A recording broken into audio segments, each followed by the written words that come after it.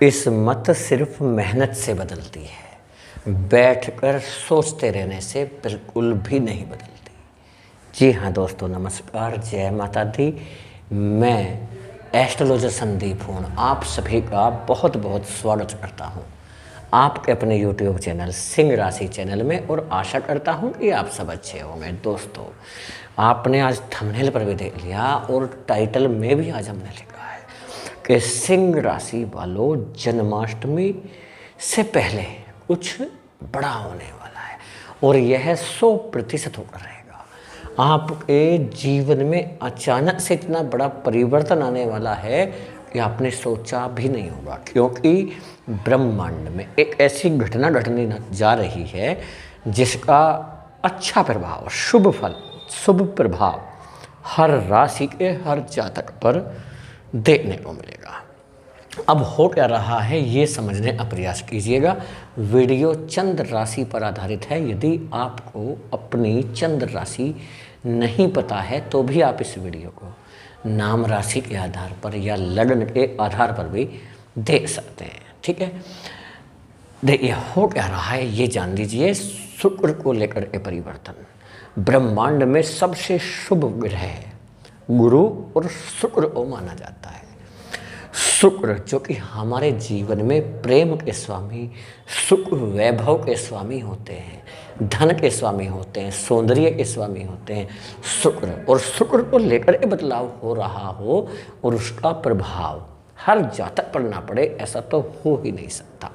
शुक्र कहाँ पर बैठे हुए हैं? शुक्र आपकी कुंडली में 11th हाउस में बैठे हुए हैं, 11वें घर में। देखिए क्या हो रहा है। शुक्र कर रहे हैं नक्षत्र परिवर्तन, और नक्षत्र परिवर्तन किस तरीके से कर रहे हैं? देखिए, शुक्र अभी तक, आज से पहले, आज तक बैठे हुए हैं आर्द्रा नक्षत्र में। ये जो आर्द्रा नक्षत्र होता है इसके स्वामी होते हैं राहु। ज्योतिषी शास्त्र में राहु को एक क्रूर ग्रह माना जाता है, छाया ग्रह होते हैं, क्रूर ग्रह। और राहु के आर्द्रा नक्षत्र में यदि बैठे हुए कौन हैं?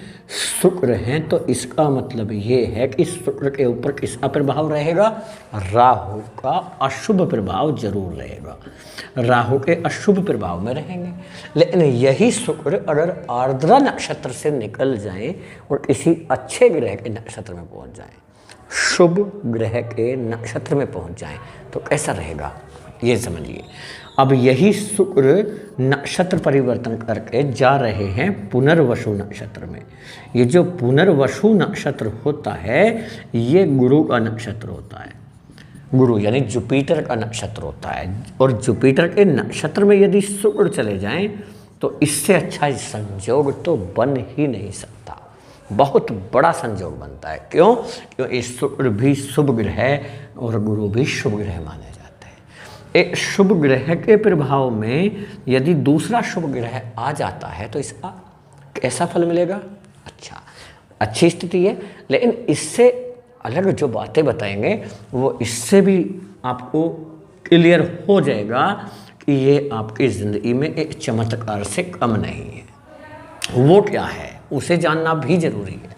देखिए, शुक्र इस समय 3 नंबर की राशि में बैठे हैं जिसे कहा जाता है मिथुन राशि। और ये मिथुन राशि किसकी राशि होती है? बुध की। और ज्योतिषी शास्त्र में ऐसा माना जाता है कि शुक्र सबसे अच्छे रिजल्ट, राशि के मामले में बात कर रहे हैं, सबसे अच्छे रिजल्ट मिथुन राशि में देते हैं। किसकी राशि में देते हैं? बुध की राशि में सबसे शुभ फल प्रदान करते हैं। कौन? शुक्र। तो पहली बात तो ये है कि शुक्र का रिजल्ट सबसे ज़्यादा कहाँ पर होगा? बुध की मिथुन राशि में। दूसरी बात ये है, ज्योतिषी शास्त्र में ये माना जाता है कि शुक्र 2 ग्रहों में सबसे अच्छा रिजल्ट देते हैं। ग्रहों की बात कर रहे हैं, ये राशि की बात चल रही थी। राशि की बात करें तो मिथुन राशि में देते हैं, और ग्रहों की बात करें तो अब देख लीजिए शुक्र कहाँ पर बैठे हैं। ये घर कौन सा है? ये 11th हाउस है। यहाँ से काउंट कीजिए, 1 2 3 4 5 6 7 8 9 10 11। ये 11वां घर है। और ऐसा माना जाता है कि शुक्र 2 ग्रहों में सबसे ज़्यादा रिजल्ट देते हैं, या तो 11वां घर और या होता है वो 5वां घर।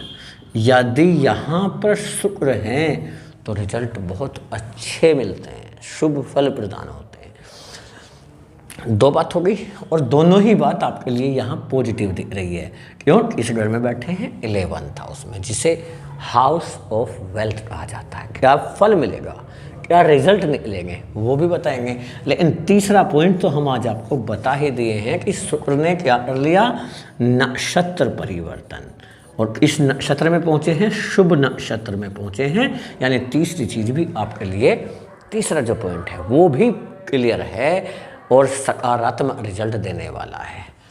तो तीनों चीज़ें होंगी। अब लाभ क्या मिलेंगे, आपके लाइफ में कैसे बदलाव आते हुए दिखाई देंगे, ये जान लेते हैं। तो सबसे पहले बात करें कहाँ पर वो बैठे हैं, 11th हाउस में।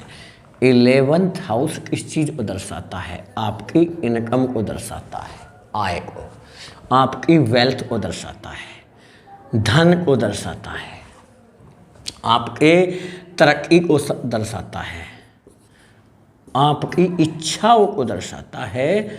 11th हाउस इच्छाओं की पूर्ति का घर होता है। 11th हाउस मित्रता को दर्शाता है, मित्र लोगों को दर्शाता है, सहयोगियों को दर्शाता है।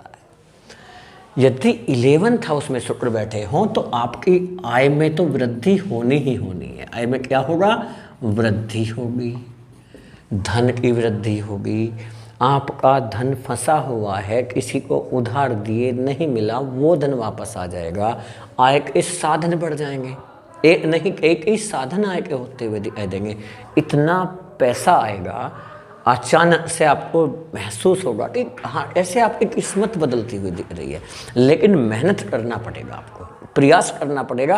अक्सर लोग उसी टाइम पर मेहनत करना छोड़ देते हैं जब उनकी किस्मत बदलने वाली होती है। यहाँ से आपको शुरुआत करना चाहिए, आय बढ़ जाएगी। यदि आप बिजनेस करते हैं, बिजनेस के क्षेत्र में आपकी डील सफल होगी।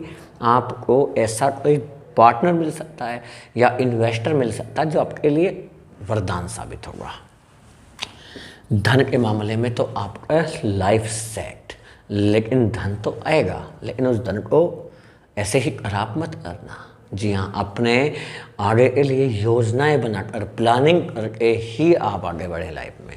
साथ साथ जॉब में तरक्की का योग बना हुआ है। जॉब में तरक्की मिलेगी, मनचाहा ट्रांसफ़र आपको मिल सकता है। यदि आप जॉब ढूंढ रहे हैं, जॉब ही नहीं मिल रहा, या काफ़ी समय से जॉब के लिए परेशान चल रहे हैं, तो जॉब का अच्छा योग आपका बना हुआ है।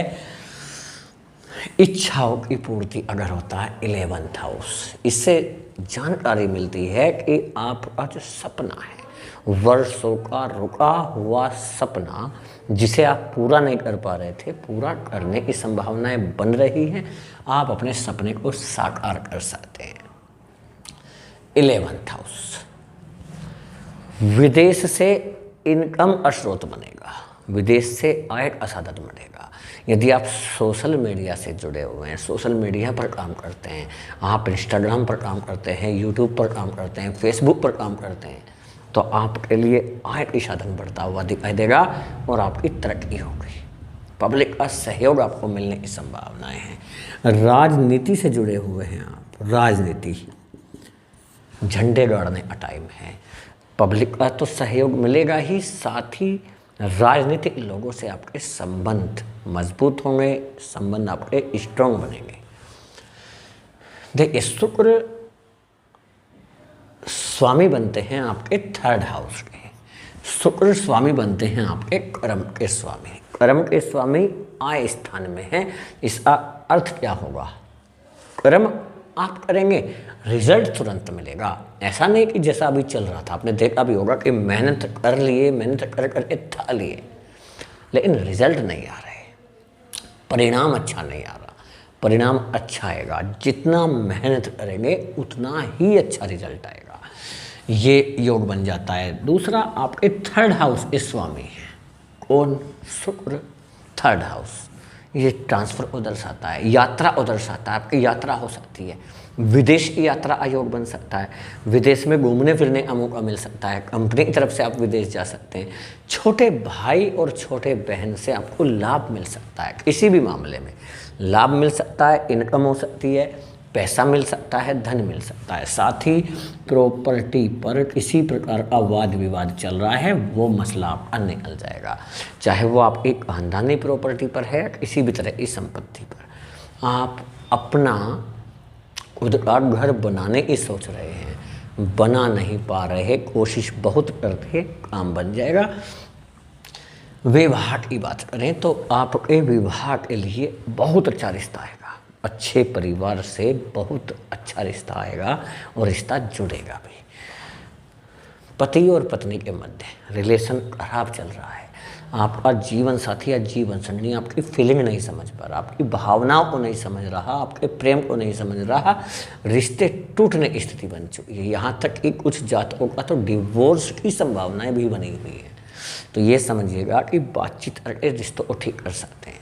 समय अच्छा रहेगा आपके लिए, आपका जीवन साथी या जीवन संगी आपसे बातचीत भी करेगा और चीज़ों को ठीक करने का प्रयास करेगा। आप भी समझने का प्रयास जरूर कीजिए। छोटी छोटी बातों पर तनाव ना लें, छोटी छोटी बातों को इग्नोर करने का प्रयास करिए, क्योंकि रिश्ते बड़ी मुश्किल से बनते हैं। ठीक है, चंद्रमा देखिए कहाँ बैठे हुए हैं, 7वें घर में। ये चंद्रमा हमारे मन के स्वामी होते हैं, यानी आपका जीवन साथी या जीवन संगी आपको ज़्यादा मिस कर रहे हैं। यदि आप अलग रह रहे हैं रूट कर, तो एक बार बातचीत कीजिएगा अपने जीवन साथी से या जीवन संगी से। वरना देखिए रिश्ते टूटने में देरी नहीं लगेगी। केतु आपके लग्न में बैठे हुए हैं इस समय, केतु जो कि अलगाव पैदा करते हैं, दूरी बनाते हैं, विवाह को तोड़ने का काम करते हैं। केतु से भी बचने का प्रयास आपको करना चाहिए। यदि आप अपने लिए लव पार्टनर ढूंढ रहे हैं, एक अच्छा लव पार्टनर आपकी लाइफ में आएगा जो आपकी लाइफ बदल देगा, आपके लिए भाग्यशाली होगा। साथ ही साथ ऐसे जातक जो रिलेशनशिप में हैं और कुछ ना कुछ समझ में नहीं आ रहा कि आपका लव रिलेशन चल कैसा रहा है, कन्फ्यूज़न में है, तनाव में है, आपको ये पता नहीं लग रहा कि आपका लव पार्टनर आपके लिए सही है कि नहीं है, क्या चल रहा है, तो देखिए अपने लव पार्टनर पर आंख बंद करके भरोसा करना आपके लिए नुकसानदायक हो सकता है। इसलिए चीज़ों को परख लें, जांच कर लें, भ्रम दूर कर लें, ये एक प्रयास आपको करना चाहिए। साथ साथ आपकी संतान की तरफ से आपके लिए गुड न्यूज़ मिलेगी। 2 गुड न्यूज़ आपकी संतान की तरफ से मिलेगी। संतान कंसीव होने का योग बन रहा है सिंह राशि वाले जातकों का।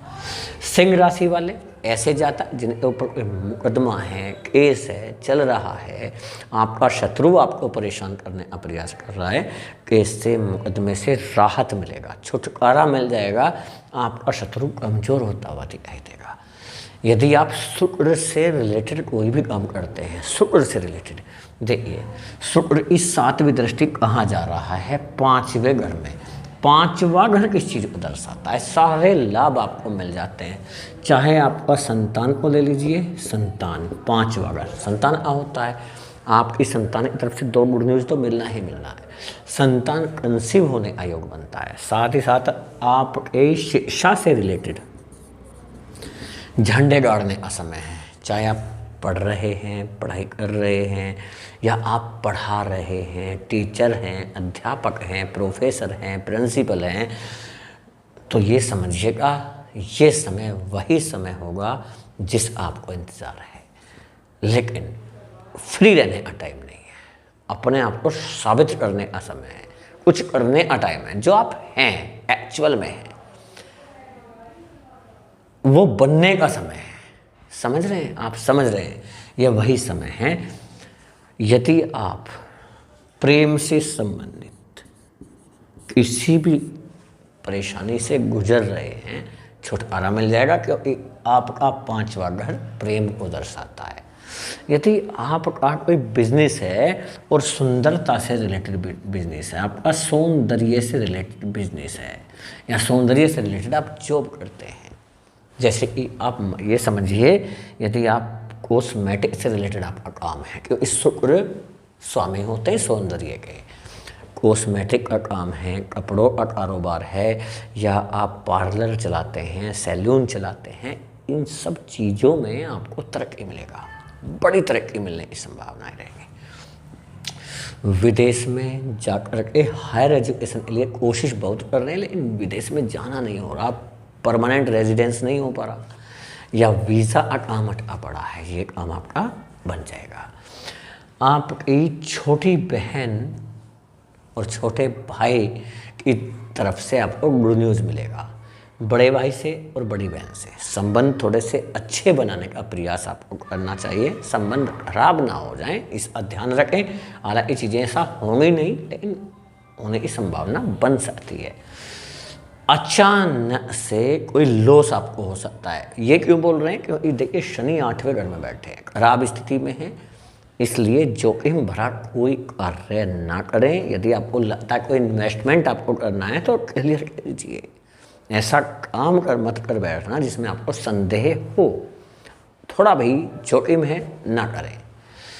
जी हाँ दोस्तों, ये जो आप वीडियो देख रहे हैं यह ग्रह गोचर पर आधारित है, और ग्रहों के गोचर का प्रभाव हमारे जीवन पर जो पड़ता है दोस्तों, वो पड़ता है 10%, इससे ज़्यादा नहीं पड़ता, 10% पड़ता है, ठीक है। लेकिन हमारी जन्म कुंडली का प्रभाव हमारे ऊपर 90% पड़ता है। 90% प्रभाव किसका पड़ता है? हमारी खुद की जन्म कुंडली का। यदि आपके जीवन में आपको लग रहा हो कि समस्याएं ज़्यादा चल रही हैं, तो आपको किसी भी अच्छे एस्ट्रोलॉजर से अपनी जन्म कुंडली का एनालिसिस कराना चाहिए, ताकि आपको ये पता पड़ जाए आपका कौन सा ग्रह कैसा है, किस ग्रह की वजह से परेशानी चल रही है, कौन सा ग्रह आपका खराब है, कौन सा ग्रह ठीक है, क्या उपाय करने चाहिए ताकि उस समस्या से आपको छुटकारा मिल जाए। तो किसी अच्छे एस्ट्रोलॉजर से आप परामर्श ले सकते हैं। उसके लिए यदि आप हमसे कराना चाहते हैं अपनी जन्म कुंडली का एनालिसिस, तो उसके लिए व्हाट्सएप पर मैसेज करके अपॉइंटमेंट लेना होगा, और व्हाट्सएप पर उसके लिए आपको पेमेंट करना होगा। पहले आप व्हाट्सएप पर जाकर फीस जमा करेंगे, पेमेंट करेंगे, उसके बाद ही आपको अपॉइंटमेंट मिलेगा। फीस की बात करें, यदि आप फुल एनालिसिस कराना चाहते हैं तो उसके लिए आपको 2100 रुपये पे करना होगा, जिसमें आपको 60 मिनट का कंसल्टेशन मिलेगा। यदि आपको 1 या 2 क्वेश्चन के बारे में जानकारी लेना है तो आपको 1100 रुपये पे करना होगा, जिसमें आपको 30 मिनट का कंसल्टेशन मिलेगा। दोस्तों, हाथ जोड़ कर विनती करते हैं कि अपॉइंटमेंट लेने के लिए व्हाट्सएप पर मैसेज करके ही अपॉइंटमेंट लीजिएगा, कॉल ना करें। उससे हमें प्रॉब्लम होती है और आपको भी हो सकती है, ठीक है। तो व्हाट्सएप पर मैसेज करके अपॉइंटमेंट आप ले सकते हैं। देखिए दोस्तों, वीडियो को ज़्यादा बड़ा ना करते हुए यहीं पर समाप्त करने की इजाज़त दीजिएगा। वीडियो कैसा लगा कमेंट में बताइएगा। हमारा समझाने का तरीका, बताने का तरीका आपको सार्थक लगा हो, समझ में आया हो, तो कमेंट में ज़रूर बताएं वीडियो कैसा लगा। अपना प्यार दीजिएगा, वीडियो को लाइक करके। पहली बार वीडियो देख रहे हैं तो चैनल को आप सब्सक्राइब करें, फैमिली दोस्तों को शेयर भी आप कर सकते हैं। महालक्ष्मी की कृपा हमेशा आप सभी के ऊपर बनी रहे। जय हिंद, जय भारत, वंदे मातरम, जय महालक्ष्मी।